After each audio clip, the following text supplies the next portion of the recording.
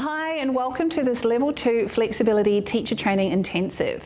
This course is specifically designed for dance teachers, Pilates instructors, gymnastics coaches, martial arts instructors, and also therapists who are working with performance artists. Unfortunately, in a lot of these disciplines, when people are looking to work on their flexibility, they usually push in the direction they want to go. And often I say pushing the direction you want to go is the slowest and most dangerous way of getting there.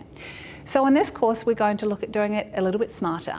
First of all, we're going to start off with really carefully assessing the individual in front of you. Even if you have two students stuck at the same level of mobility, their point of restriction may be a bit different. So we're going to look at some careful assessment techniques to really understand what is stopping this human. We're then going to come out of those positions and learn a lot more about the differences between an issue with the breath, a bone-on-bone restriction, any issues with nerves pulling, any fascial restriction, or perhaps issues with the muscles. We'll look at safe ways of dealing with each of these restrictions in various areas of the body. We're then going to look at why these restrictions build up in the first place and how we can really work on flexibility long term.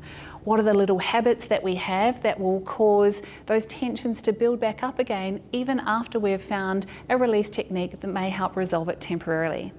We're also going to look at how to manage growth spurts through those teenage years, which can often be really challenging.